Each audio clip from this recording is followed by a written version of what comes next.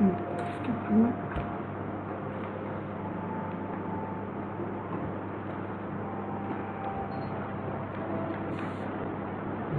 थोड़ा सा नीचे कर दें, ये थोड़ा पीछे जाता है, इसको नीचे कर दें। नहीं ये थोड़ा सा नीचे लगा। इसमें जाएगा। हाँ कंटिन्यू। शुरू। हाँ okay. Good afternoon.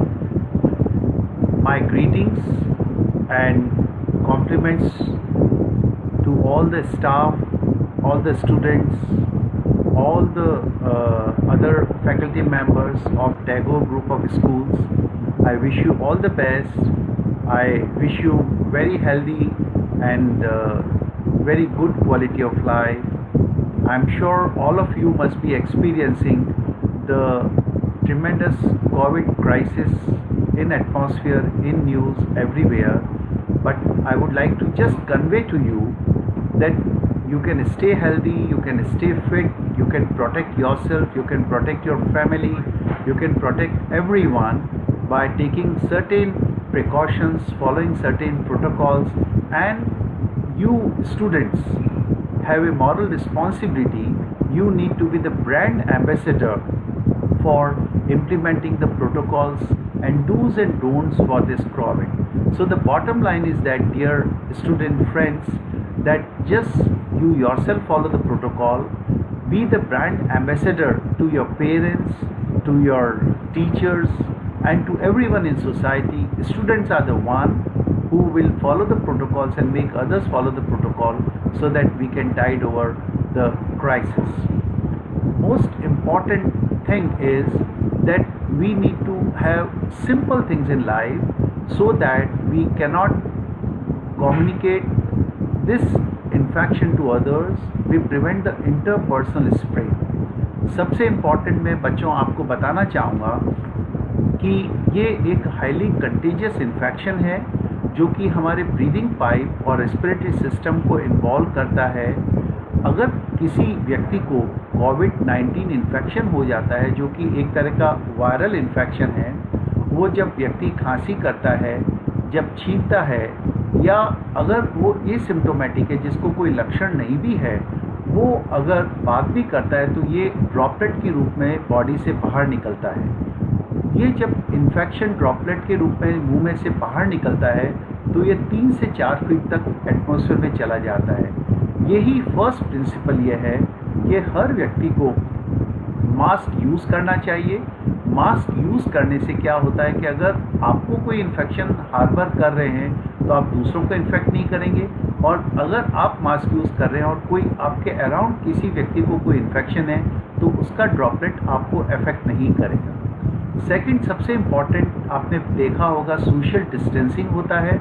Social distancing का तात्पर्य है कि आप किसी के पास ज़्यादा क्लोज नहीं रहें। 1 से 1.5 metre, it means 5 to 8 feet की दूरी रखें, ताकि एक्सीडेंटली भी अगर कोई इन्फेक्शन हार्बर कर रहा है और वो कॉफ के द्वारा इन्फेक्शन एटमॉस्फेयर में छोड़ता भी है तो आप उससे अफेक्ट नहीं होते। थर्डली, सबसे इम्पॉर्टेंट ये है, हम लोग अपने डे टू डे लाइफ में we can put our hand on table, we can hold the railing. हम लाइब्रेरी में जाते हैं, टेबल पे हाथ रख लेते हैं। हम बस में जाते हैं, हैंगर को पकड़ लेते हैं। हम रेस्टोरेंट में, आजकल तो बंद है लेकिन आप कहीं बाहर जाते हैं तो कहीं सॉलिड स्टेज पे हाथ रख लेते हैं। ऐसा पाया गया है कि ये कोविड-19 जो वायरस है, अगर किसी व्यक्ति के द्वारा एयर ड्रॉपलेट में प्रोड्यूस किया जाता है तो ये फॉल होके हार्ड सरफेस पे 5 to 7 डेज तक अलाइव रह सकता है। तो always remember children that hard surface पे, यानी कि टेबल पे, चेयर पे, रेलिंग्स पे, हैंडल्स ऑफ द रूम पे, नॉब्स पे, बाथरूम्स में ये 5 से 7 डेज तक अलाइव रह सकता है। और एक्सीडेंटली अगर हम उस हार्ड सरफेस पे हाथ लगा देते हैं और वो हाथ हम अपने फेस या नाक पे लगा देते हैं तो we can transmit this infection. इसीलिए ये बहुत आवश्यक है कि कहीं पे भी अगर आपने हाथ टच किया है तो it is important to wash your hands. Now hand washing is an art. इसके बारे में मैं आपको बताना चाहूँगा कि आपको हाथ को 20 सेकेंड्स तक धोना है और हाथ को चारों तरफ से धोना है। आपको फिंगर्स के बीच में से धोना है, पीछे से धोना है, और कोई भी सोप आप यूज़ करके 20 सेकेंड्स तक इस हाथ को धोएं। अगर आप हाथ नहीं धो रहे हैं तो आप कोई भी सैनिटाइज़र यूज़ कर सकते हैं, but use it all around and between the fingers. उससे क्या होगा कि एक्सीडेंटली अगर आपके हाथ पे कोई इन्फेक्शन लगा है तो आपके हैंड्स इन्फेक्शन फ्री हो जाएंगे। एंड देन मेक श्योर जहाँ तक पॉसिबल हो, याद रखिए आप कहीं हाथ टच नहीं करें, बट एक्सीडेंटली हाथ टच जरूर हो जाते हैं।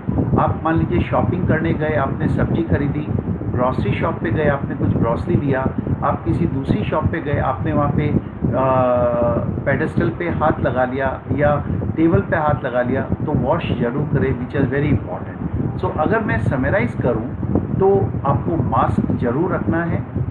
The moment you step out of the house आपको मास्क रखना है।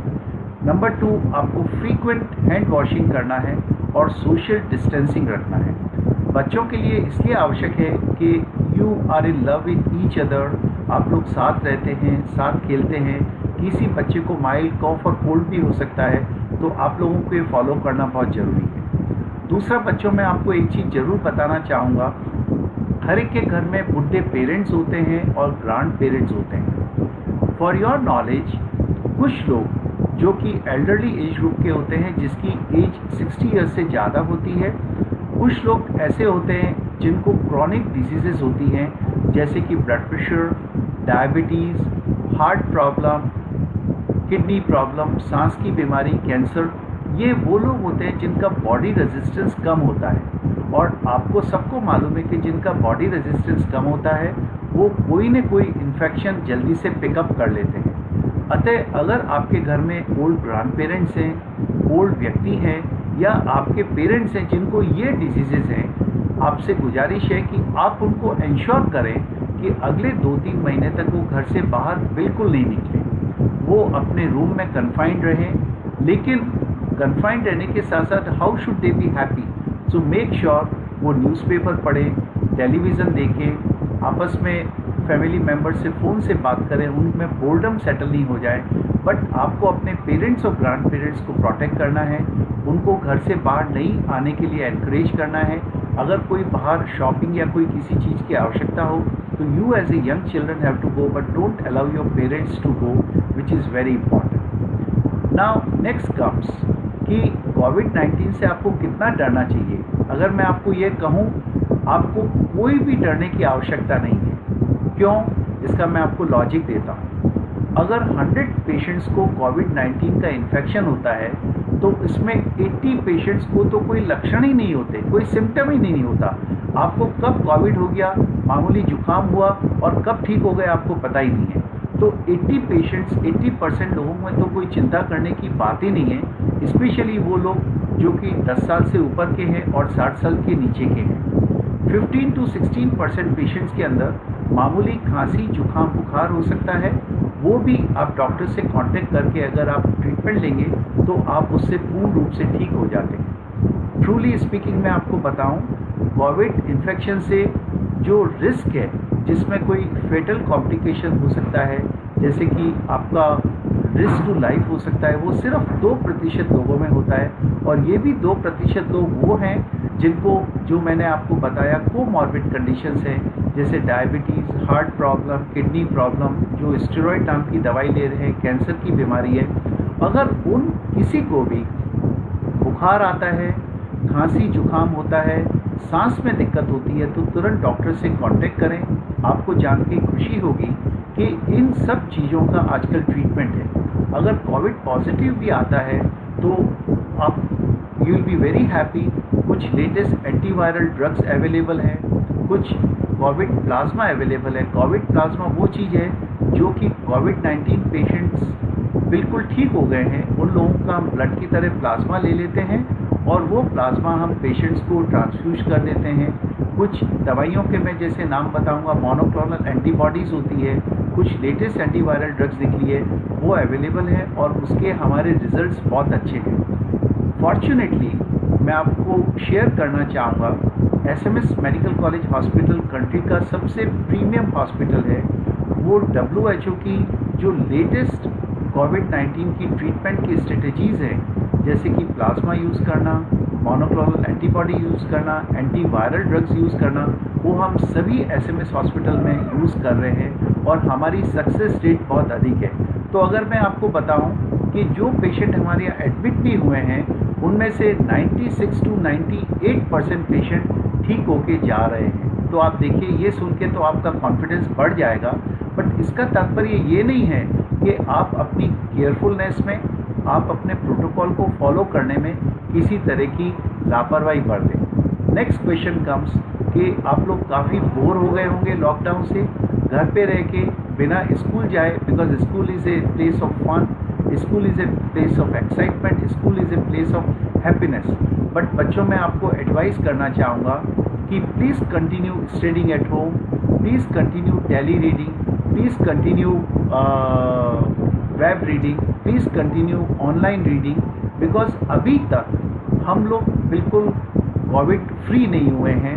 हम लोग इस जो इंटरपर्सनल एक दूसरे से स्प्रेड करने की जो स्थिति है उससे अभी अब तक हम निकले नहीं हैं। तो अगले 1 या 2 महीने तक आपको केयरफुल रहना पड़ेगा। आप लोग सभी टेक्नो सेवी है, आप सभी लोग टीवी देखते हैं, अभी सभी लोग न्यूज़पेपर देखते हैं, you all are see online news. मैं आपको एक चीज़ बता दूँ, अगर आप अमेरिका, इटली और फ्रांस का उदाहरण लें तो वहाँ पे बहुत ज़्यादा सिकनेस हुआ है, बहुत ज़्यादा डेथ्स हुई है। उस स्थिति को देखते हुए हमारा देश बहुत ही कंफर्टेबल स्टेज में है। भारत की पॉपुलेशन अमेरिका की पॉपुलेशन से 8 टाइम्स है, जबकि आप देखिए अमेरिका में जो डेथ्स है वो 1 लाख से ज़्यादा हो गई है। आज की तारीख में हमारी कंट्री में 8000 प्लस डेथ्स हुई हैं। सो ये सभी कुछ हो पाया है बिकॉज हम लोगों ने टाइमली लॉकडाउन किया, टाइमली सोशल डिस्टेंसिंग रखी, टाइमली लोगों का मूवमेंट कम किया।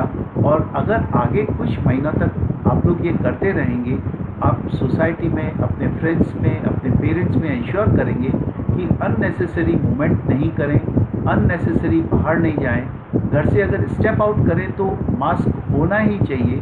कोई भी व्यक्ति अगर आपको बिना मास्क का दिखता है तो उसको एक मास्क प्रेजेंट करें। अगर हम सभी लोग ये प्रोटोकॉल फॉलो करेंगे तो हमारी कंट्री एक बहुत ही स्ट्रॉन्ग कंट्री के रूप में हम लोग वर्ल्ड को रूल कर पाएंगे। अनदर सबसे इम्पॉर्टेंट आप लोगों की जिज्ञासा होगी कि कोविड-19 का वैक्सीन कब आएगा। आपको मैं शेयर कर लूँ, पूरे वर्ल्ड में 300 लेबोरेटरीज और इंस्टीट्यूशंस में कोविड-19 का वैक्सीनेशन का ट्रायल चल रहा है। हमारे कंट्री में भी 6 जगह कोविड-19 का वैक्सीनेशन का ट्रायल चल रहा है। आपको जान के बहुत खुशी होगी कि हम लोग एसएमएस मेडिकल कॉलेज में भी हमने जो कोविड-19 के पेशेंट्स थे उनका जेनेटिक स्टडीज़ किया और हम लोगों को भी 4 तरह के कोविड-19 वायरस के जीन्स मिले।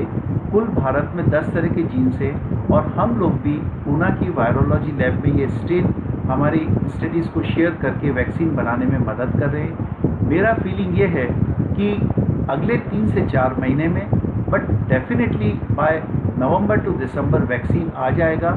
उस लेवल पे हम लोग बॉडी को काफ़ी हद तक प्रोटेक्ट कर पाएंगे। एक मैं आपको और बताना चाहूँगा बच्चों कि सबसे इम्पॉर्टेंट ये है कि along with taking care of Covid infection, आप लोगों को अपना हेल्थ मेंटेन करना है, आप लोगों को अपनी इम्यूनिटी बढ़ानी है। वो कैसे करेंगे? मेरा सबसे एडवाइस ये रहेगा, you should use lot of fruits, you should do lot of juices and dry fruits, take your proper breakfast, lunch and dinner well in time, you should sleep well in time, 6 से 7 घंटे आप अच्छी तरह सोएं, late night movie, WhatsApp और TV नहीं देखें। एक अच्छी स्लीप बॉडी की इम्यूनिटी के लिए बहुत आवश्यक है। सो आपको अपनी इम्यूनिटी बिल्डअप करना है by good sleep, by nutritive food, little sun exposure, वो विटामिन डी आपके लिए बहुत आवश्यक है। और रेगुलर अगर पॉसिबल हो तो अपने घर में ही स्मॉल फिज़िकल एक्सरसाइज, थोड़ा सा योगा, थोड़ा सा आप जस्ट ट्रेडमिल और कुछ भी फिज़िकली फिट रखने के लिए योगा, एक्सरसाइज, कोई भी फिज़िकल एक्टिविटी करें ताकि आप खुश रहें। इतना ही नहीं, हर सिचुएशन को आपको एडवांटेज लेना पड़ेगा। आपने कभी जीवन में नहीं सोचा होगा कि आपको इतने घंटे प्रतिदिन फ्री मिल जाएंगे। So try to read good literature, try to see good educational programs on the TV, try to sit with your parents and grandparents, try to increase your family bondages, try to spend more time with your parents, brother and sister, जो कि आपको सामान्यतः नहीं मिलता. So I have a feeling, children, that you should take advantage of every given situation by spending more time with your near and dear, talking more to your near and dear, spending time more with parents and grandparents, and lead a very simplistic life. एक मैं आपको और बताऊं, आपने ये देखा होगा कि इस पेंडेमिक को, जो कोविड-19 को पेंडेमिक है, as a one nation, one country, one community, one group, अगर हम सभी लोग इस प्रोटोकॉल को फॉलो करेंगे तो हम लोग इस पेंडेमिक को और इस क्राइसिस को टाइड ओवर कर पाएंगे. इसीलिए अगर हर बच्चा अपने जितने फ्रेंड्स, जितने फैमिली मेम्बर्स हैं, जितने सोशल कॉन्टेक्ट्स हैं, उनको बात करेगा, उनको कोविड प्रोटोकॉल को इम्प्लीमेंट करने के लिए इंश्योर करेगा, वो एक सोशल एम्बेसडर की तरह मास्किंग, द हैंड वॉशिंग और सोशल डिस्टेंसिंग को इम्प्लीमेंट करेंगे, मेरे ख्याल से हम जो one of the best statistically country बन जाएंगे, जिसमें सबसे कम मॉर्टिलिटी और सबसे कम डेथ होगी. ये एक सबसे इम्पॉर्टेंट चीज़ है. I would wish you all the best. Turn out to be a very bright student, study hard during these times, and act as a brand ambassador to overcome the crisis of COVID-19. I shall be very happy to answer any questions, any queries, any information which you like to take from me.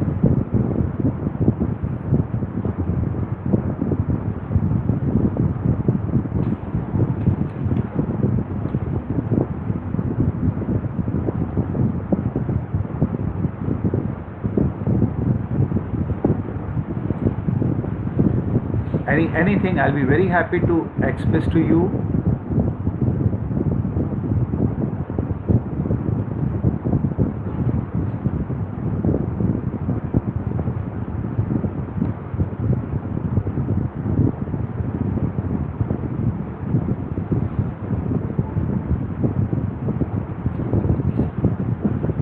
Some more thing I like to tell you that there are काफ़ी theories आप पढ़ रहे होंगे कि कोविड-19 एक kind का pneumonia produce कर देता है. कोविड-19 में मैं आपको बताऊं कि जैसा कि कॉमन नॉलेज है कि इसमें बुखार आता है, खांसी होती है और सांस में दिक्कत होती है. But I would suggest you that इनके अलावा अगर किसी भी व्यक्ति को कुछ समय से बुखार आ रहा है, कुछ पेट में तकलीफ़ है या कोई हेडेक हो रहा है, तो भी तुरंत एक बार डॉक्टर से कांटेक्ट करें. मोर सो अगर कोई ऐसी हिस्ट्री है जिसमें आप हॉस्पिटल गए हैं या आप मार्केट जाके आए हैं और किसी के डाउटफुल पेशेंट के अंदर आपका कांटेक्ट हुआ है. आप सब लोगों ने आई एम श्योर कि जो ऐप डाउनलोड कर लिया होगा, जिसके कारण हम अपनी सेफ्टी के बारे में हम पता कर सकते हैं. And we'll be very happy to answer you something that there are some questions I'll be very happy to do. There is a question by Dr. Prakash Chotramani. हम इम्यूनिटी बढ़ाने के लिए क्या करें? इम्यूनिटी बढ़ाने के लिए मैं जैसा कह चुका हूँ आपको, take proper breakfast, lunch and dinner, take lot of fruits and juices. Fruits के अंदर विटामिन सी होता है. विटामिन सी एंटीवायरल होता है. रेगुलर थोड़ा फिजिकल एक्टिविटी, योगा और एक्सरसाइज घर पे ज़रूर करें. Keep your moods in a positive health as well as you should have a good sleep. एक मैं आपको बता दूं कि अगर आप कुछ मल्टीविटामिन्स ले रहे हैं तो talk to your family doctor. आप कुछ मल्टीविटामिन्स जिसमें जिंक अधिक होता है वो ले सकते हैं. Zinc is considered to be good for antiviral effect. So good nutrition, good sleep, regular physical activities enough to increase your immunity, and take some vitamins which contains vitamin C and zinc, which will be good for you, sir. There is one question by Mani Mathur. Asymptomatic virus spread. आप बिल्कुल बहुत अच्छा question है. बहुत आपको हमारे पास ऐसे patient आते हैं जो कोविड पॉजिटिव होते हैं बट उनको कोई सिम्टम नहीं होता है. मैं आपको बता चुका हूँ 80% लोगों के लिए कोई सिम्टम नहीं होता है. आप मार्केट में जा रहे हैं फ्रूट्स लेने, सब्जी लेने, एक आदमी आपके पास खड़ा है, उसको कोई सिम्टम नहीं है लेकिन वो कोविड पॉजिटिव हो सकता है और वो स्प्रेड कर सकता है। इसीलिए आवश्यक ये है कि कोई भी घर के बाहर स्टेप विदाउट मास्क नहीं रखें। चूँकि 80% लोगों को कोई सिम्टम नहीं होते हैं, खांसी भी नहीं होती है, लेकिन अगर वो कोविड वायरस उनके थ्रोट में और लंग्स में है तो वो व्यक्ति जब बोलते हैं, सांस लेते हैं या छींक करते हैं तो भी कोविड वायरस को एयर में थ्रो कर सकते हैं। सो चूँकि 80% लोग एसिम्प्टोमेटिक होते हैं, इसीलिए कॉमन मैन का मास्क यूज़ करना बहुत आवश्यक है, ताकि अगर आपके आसपास भी कोई व्यक्ति जो निकला है जो एसिम्प्टोमेटिक है और उसके अंदर कोई लक्षण नहीं है, बट अगर उसके थ्रोट में वायरस इन्फेक्शन है, वो ब्रीदिंग करेगा तो भी वो वायरस एटमॉस्फेयर में छोड़ सकता है। अगर आपके मास्क पहना हुआ होगा तो आप इसको प्रोटेक्ट करेंगे। इसीलिए जब भी आप घर से बाहर जाके आएँ, चाहे आप कहीं हाथ भी नहीं लगाएं, एक बार अपना हैंड वॉश करें बाय एरियल ड्रॉपलेट्स। अगर आपके हैंड पे भी कोई वायरसेस सरफेस कर गए हैं तो आप उनको वॉश कर सकते हैं, विच इज़ वेरी इंपॉर्टेंट।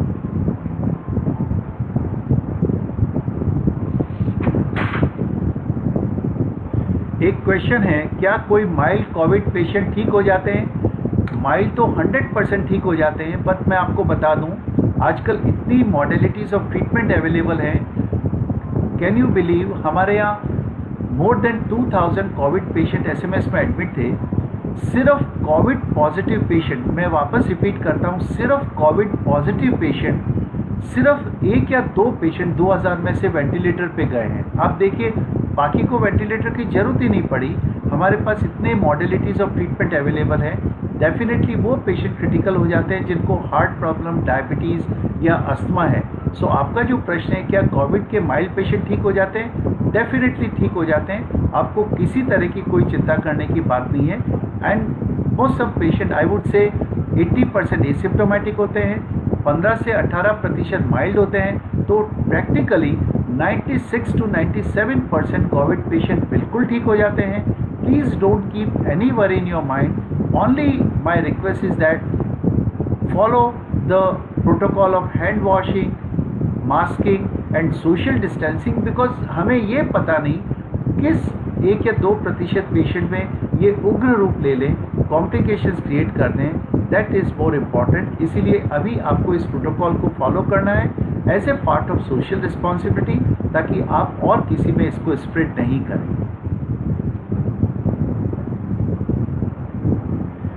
एक क्वेश्चन है दिया ठकुरानी का, why symptoms of corona detect after 10 to 12 days. मैं आपको जैसा भी बताया कि 80% केसेस में कोरोना एसिम्प्टोमेटिक होता है। एक इंग्लिश में टर्म है जिसको बोलते हैं इंक्यूबेशन पीरियड। इंक्यूबेशन पीरियड वो पीरियड होता है जब वायरस आपकी बॉडी के कांटेक्ट में आता है और सिम्टम्स प्रोड्यूस करता है। ये इंक्यूबेशन पीरियड 1 से 14 डेज तक हो सकता है। तो जो माइल्ड पेशेंट होते हैं उसमें तो कोई सिम्टम ही नहीं होते हैं। तो बिटवीन 1 to 14 डेज कभी भी ये वायरस आप में सिम्टम्स पैदा कर सकता है, जिसको कि इंक्यूबेशन पीरियड बोलते हैं। ये कोविड-19 में 14 डेज तक माना गया है, कभी कभी ज़्यादा भी हो सकता है। इसीलिए कई बार सिम्टम्स 10 एक्सपोजर के 10 से 12 दिन बाद पता लगते हैं। उदाहरण के तौर पे हमारे कई डॉक्टर्स ऐसे हैं जिनको कोविड पॉजिटिव पाया गया है। उन्होंने 10 दिन पहले आईसीयू जहाँ पे कोविड पेशेंट थे वहाँ का राउंड लिया था, लैब में गए थे जहाँ पे कोविड के सैंपल थे। So incubation period is 1 to 14 days. तो सिम्टम्स 1 से 14 दिन तक कभी भी हो सकते हैं।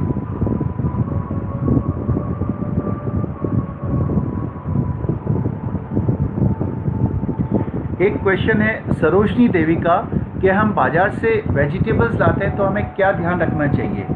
Very important and very correct question. सबसे पहले तो आपको मैं बता दें कि आप जब बाजार से सब्जी लेके आते हैं तो घर से ही आप शुरुआत करें, मास्क पहन के जाएं और घर से अपनी थैली लेके जाइए। मार्केट से कोई भी वहाँ की थैली या वहाँ का पैकेट नहीं लीजिए।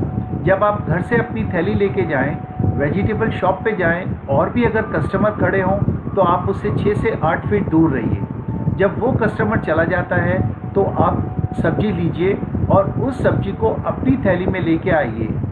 अपनी थैली में जब आप सब्जी लेके आ जाते हैं, मेरा रिकमेंडेशन ये रहेगा, आप एक साथ अगर पॉसिबल हो तो 5 से 7 दिन की सब्जी लेके आइए, ताकि वो सारी सब्जी आप घर पे लाके उसको सॉल्ट वाटर से वॉश करें। सॉल्ट वाटर से वॉश करके अगर 5 या 7 दिन की एक बार आप सब्जी लेके आएंगे तो 80% 90% सब्जी आपकी अगले 5-6 दिन के लिए होगी, वो पड़ी रहेगी। तो अगर कोई वायरस से कंटेमिनेट भी हो गया है तो वो वायरस का सेल्फ डिके हो जाएगा, वो वायरस अलाइव नहीं रहेगा।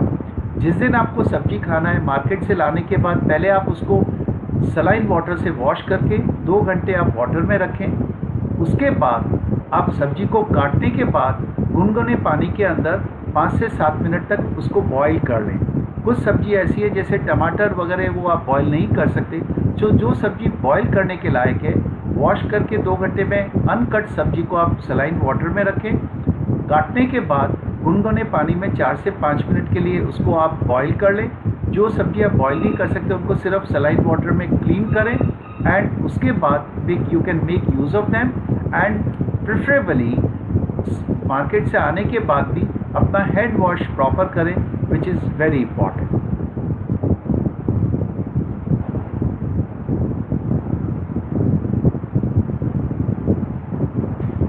There is a very nice question by Naveen Sharma कि we are in fear of COVID then swine flu. What is the difference? हमको स्वाइन फ्लू का भी फियर है और कोविड का भी डिफरेंस क्या है?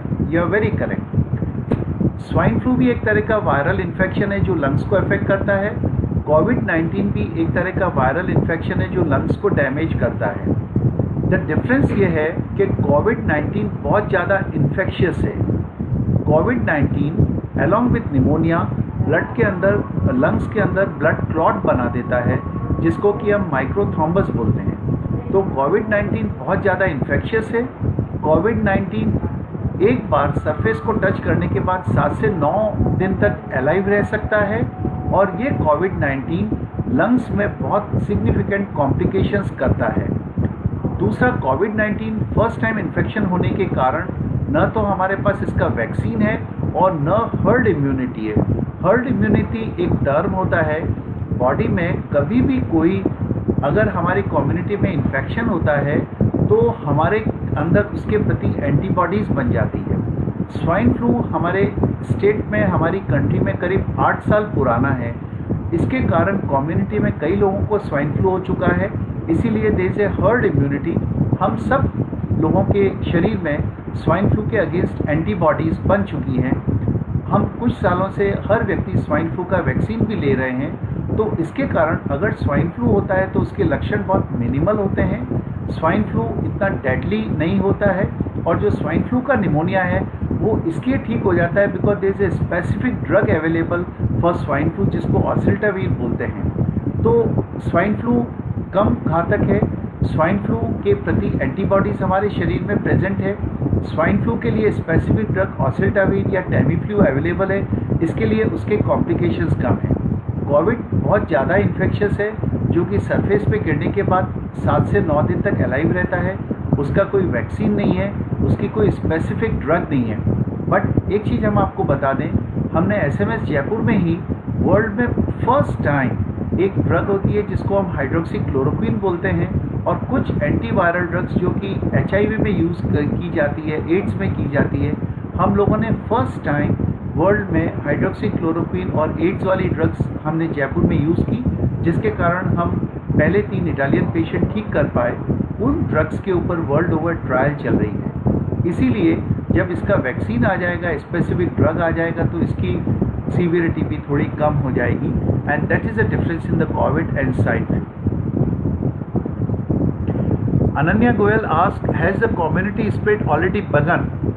Truly speaking, community spread has not truly begun, but yes, if we don't take care, we don't reduce our movement in society. If everyone doesn't use the mask, we may lead to community spread. So far, community spread has not begun. Community spread उसको बोलते हैं जब interpersonal spread शुरू हो जाता है। वो अभी तक शुरू नहीं हुआ है हमारी कंट्री के अंदर, बट अगर हमने मास्किंग और सोशल डिस्टेंसिंग को नहीं ऑब्जर्व किया तो रिस्क बहुत है कम्युनिटी स्प्रेड होने की।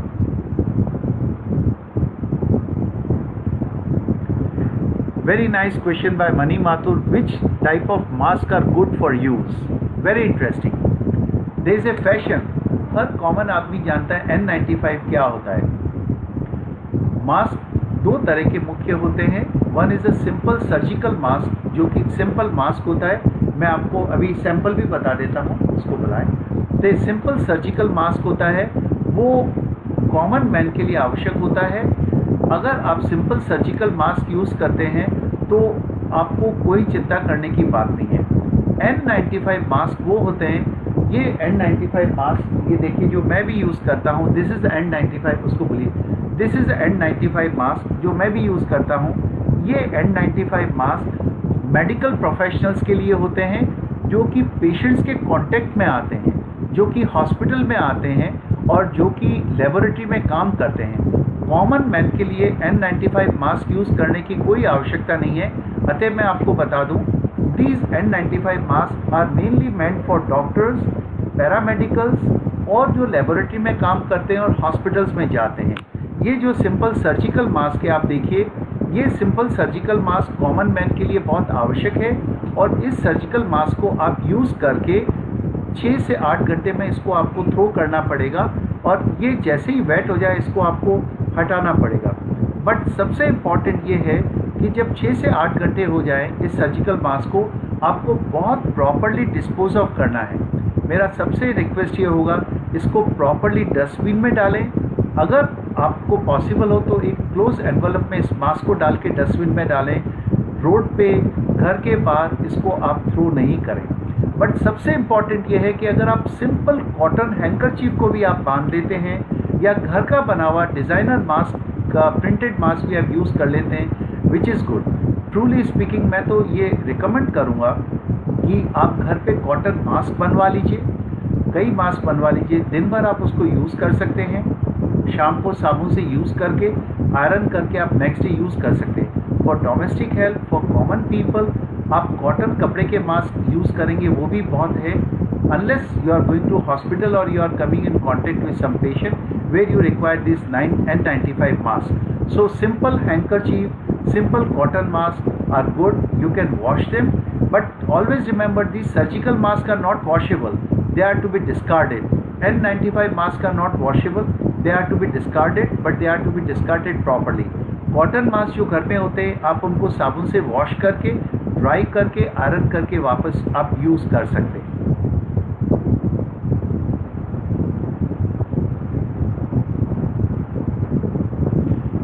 There is a question by Ananya Goyal. Can anyone who recovered from COVID can get infected again? Truly speaking, एक बार जब कोविड इन्फेक्शन हो जाता है तो आपके शरीर में एंटीबॉडीज़ बन जाती हैं, जिसके कारण आप में प्रोटेक्टिव इम्यूनिटी डेवलप हो जाती है। It has been found out that once a while और रेयर आउट ऑफ रेयर, कभी कभी कोविड-19 के वायरस के स्ट्रेन बदल जाते हैं। तो एक बार कोविड होने के बाद सेकेंड टाइम हो सकता है, बट ये बहुत ही रेयर है, आप इसकी चिंता नहीं करें। चाइना में डेफिनेटली हम लोग मेडिकल लिटरेचर में पढ़ते हैं कि कुछ पेशेंट को नए कोविड इन्फेक्शन सेकेंड टाइम हुआ है, बट आप लोग इसकी चिंता नहीं करें। ब्रॉडली मैं यही कहूँगा कि एक बार कोविड होने के बाद नॉर्मली नहीं होगा, रेयर आउट ऑफ रेयर कभी स्ट्रेन दूर हुआ तो हो सकता है, बट अभी आप चिंता नहीं करें। बट एक फैक्ट मैं आपको बताना चाहूँगा, कभी कभी कोविड का जो टेस्ट हम करते हैं, ये एक बार आपका नेगेटिव आया और एक बार आपका वापस 3 दिन बाद पॉजिटिव आ सकता है। जो हम कोविड टेस्ट करते हैं, ये 2 तरह से हम सैंपल लेते हैं। एक हम थ्रोट से सैंपल लेते हैं और एक नोज़ से लेते हैं। जो सैंपल हम नोज़ से लेते हैं उसमें हमको 70% पॉजिटिव रिजल्ट मिलते हैं। अगर मेरे में कोविड इन्फेक्शन है फिर भी 30% चांसेस है कि नोज़ से सैंपल मेरा नेगेटिव आ सकता है। अगर मैं थ्रोट से मेरा सैंपल लेते हैं तो मेरे में कोविड इन्फेक्शन है, लेकिन फिर भी 40% चांसेस है कि नेगेटिव आ सकता है। तो अगर किसी का कोविड नेगेटिव आता है तो इसका 100% ये प्रूफ नहीं है कि उसको कोविड इन्फेक्शन नहीं है। अच्छी बात है कि उसको सिम्टम नहीं है, तो there is nothing to worry about it. तो मैं इसलिए आपको बताना चाहता हूँ कि कई बार आपका कोविड पॉजिटिव आया, हॉस्पिटल में 7 दिन बाद आपका टेस्ट किया, कोविड नेगेटिव आया, 8 दिन बाद आपने वापस टेस्ट कराया, वो पॉजिटिव आ गया। तो दिस पॉजिटिविटी और negativity may vary some time, because जो सैंपल हम लेते हैं वो 70% तक ही पॉजिटिव आते हैं, 100% नहीं आते, नंबर 1। नंबर 2, 14 दिन का आपने ट्रीटमेंट लिया, आप बिल्कुल ठीक हो गए। कई बार अगर आपने 28 दिन बाद कोविड टेस्ट कराए, वो पॉजिटिव आ सकता है, तो आप बिल्कुल घबराए नहीं। कई बार जो डेड कोविड वायरस होते हैं वो आपके थ्रोट और नाक में रह जाते हैं, तो उसको अगर हम सैंपल के देखें तो once a while, rare out of rare, we come across such situation. So positivity of covid या नेगेटिविटी ऑफ कोविड हमेशा अपने डॉक्टर से डिस्कस करें, आप उससे कभी भी चिंता नहीं करें। There should be Munmun Bhatt. Sir, recently antibody tests in India and throughout the world shows that infections are 20 to 30 times the current estimation. So policy making according to RT-PCR is really judicious. सबसे पहले तो मैं आपको ये बता दूं कि RT-PCR और एंटीबॉडी टेस्ट में डिफरेंस क्या है। RT-PCR वो टेस्ट है जिसमें से हम थ्रोट में और नोज में से वायरस को डॉक्यूमेंट करते हैं कि here is a virus present. Antibody test वो होता है जब बॉडी में कोई वायरस इन्फेक्शन हो जाता है तो ब्लड के अंदर एंटीबॉडीज बन जाती है, उसको हम टेस्ट करते हैं कि एंटीबॉडी पॉजिटिव है या नेगेटिव है। एक चीज़ मैं आपको बता दूं, किसी को कोविड इन्फेक्शन नहीं भी हुआ है, लेकिन जैसा कि मैं बार बार कह चुका हूं कि 80% लोगों में कोई लक्षण नहीं होते हैं, तो एक्सीडेंटली सोसाइटी में ये इन्फेक्शन एक दूसरे को लग जाता है और उससे एंटीबॉडी हो जाती है। तो अगर हम पॉपुलेशन एट ए लार्ज का एंटीबॉडी टेस्ट करें, एंटीबॉडी टेस्ट इज अगर हम ब्लड लें और उसमें देखें कि कोविड के प्रति एंटीबॉडीज़ है या नहीं है, तो 20 to 30% केसेस में हमको ये पॉजिटिव मिलेगी। इसका तात्पर्य है कि नोइंगली और अननोइंगली उनको सब क्लिनिकल मतलब इतना कम इन्फेक्शन हुआ है कि जिससे लक्षण पैदा नहीं हो पाए और उनमें एंटीबॉडी डेवलप हो गई है। इस एंटीबॉडी टेस्ट की क्या महत्ता है? एंटीबॉडी टेस्ट की महत्ता ये है, ये डायग्नोसिस के लिए नहीं होता। डायग्नोसिस के लिए तो RT-PCR ही होता है जिसमें हमको कोविड का वायरस डॉक्यूमेंट करना पड़ता है। बट एंटीबॉडी टेस्ट की महत्ता ये है कि ये पॉपुलेशन को स्क्रीन करने में काम आता है। जैसे उदाहरण के तौर पे हम आपके स्कूल में आए, टैगोर स्कूल में, वहाँ पे 1000 बच्चे हैं। अगर हम 1000 बच्चों का एंटीबॉडी टेस्ट करते हैं और उसमें से 100 बच्चों का एंटीबॉडी टेस्ट पॉजिटिव आता है जिसको कभी कोविड नहीं हुआ, इसका तात्पर्य ये है कि इन 100 बच्चों को कभी न कभी माइल्ड जुकाम या कोई वायरल इन्फेक्शन हुआ है जो कोविड-19 की नेचर का था और इन बच्चों में एंटीबॉडी डेवलप हो गई है, अब कोई रिस्क टू लाइफ नहीं है। 900 बच्चे जिसमें कोविड एंटीबॉडी टेस्ट नेगेटिव आया है, उसमें ये रिस्क है कि इन बच्चों का कोई इन्फेक्शन से एक्सपोजर नहीं हुआ है। These children don't have any antibody, they are susceptible and they might catch infection any time. इसीलिए जो एंटीबॉडी नेगेटिव होते हैं उनमें बाद में कोविड-19 का जब वैक्सीन आएगा तो वैक्सीन लगाने की महत्ता बहुत बढ़ जाती है, जो कि एंटीबॉडीज प्रोड्यूस करता है। Naveen Sharma says, when can we expect drug or vaccine?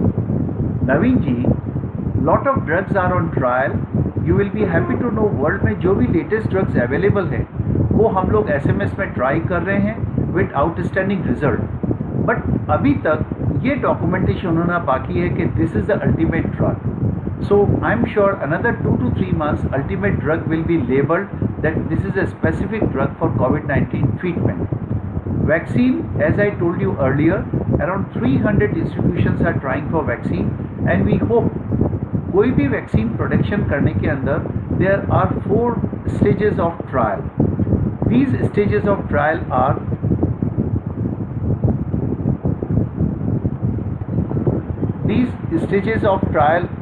are that there is a stage 1, stage 2, stage 3, stage 4. Now stage 1 is जिसमें सबसे ज़्यादा उसको एनिमल एक्सपेरिमेंट्स किए जाते हैं. स्टेज 2 और स्टेज 3 के अंदर ह्यूमन ट्रायल्स की जाती है. So lot of companies are in stage 2 and 3 जहाँ पे ह्यूमन ट्रायल्स चल रही है. Stage 4 is one when vaccine is launch in the market and it is ready for use. चूँकि ये एक पेंडेमिक है, it is a international and the world emergency, so हम लोग vaccine trial we are already in the stage 2 and 3 वे human trials are going on और इसके beneficial results आ गए हैं. मैं सोचता हूँ अगले 2 से 3 महीने में कॉमर्शियल लेवल पे this vaccine will be available and will be able to save lot of people out of it.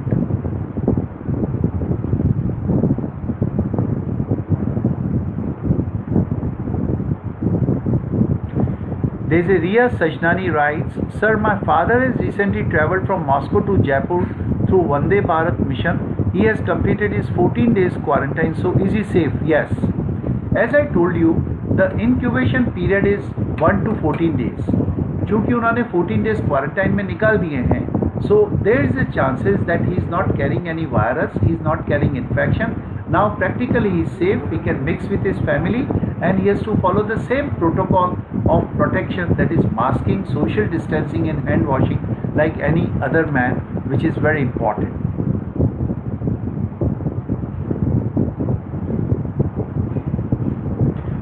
There is another question, can mild corona patient spread disease to others? Yes, as I told you, not only mild but asymptomatic corona patient can also spread disease to others, because जब वो बात करते हैं, जब खांसी करते हैं, खांसी नहीं भी है तो जब छींक करते हैं, और simple talking causes loss of droplets in air for 2 to 3 feet. So you need to have your own mask so that there is no contact with the infection, which is very important.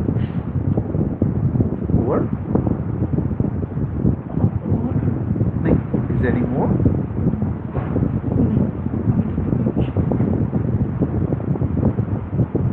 Fine. I think it has been a very pleasure talking to all of you, and bottom line is that if I give you the final message to all of you, corona से बिल्कुल भी नहीं डरने का है. 96 to 98% बिल्कुल ठीक हो जाते हैं. 2 to 3% जिसमें कुछ इशू होता है, ये एल्डरली, सीनियर सिटीजन्स और जिनको लंबी दवाई चल रही होती है, अपने पेरेंट्स और ग्रैंड पेरेंट्स होते हैं. So request is that protect your parents and grand parents. कोई भी आपके पेरेंट्स और ग्रैंड पेरेंट्स अगर रेगुलर मेडिकेशंस ले रहे हैं, blood pressure, diabetes, heart problem की, वो कभी बंद नहीं करें. For everyone my message is that eat well, sleep well, take lot of fruits and nutritive food so that build up your immunity. Keep masking always.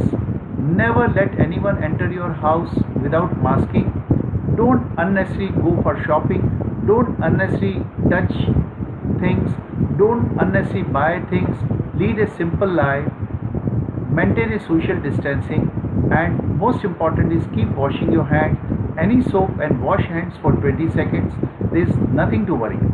Above all, if 2% or 3%, if anyone has been diagnosed to have COVID-19, nothing to worry.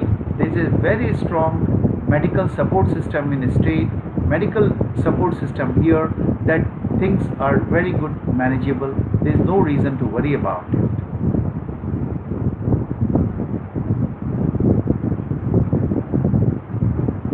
All the best.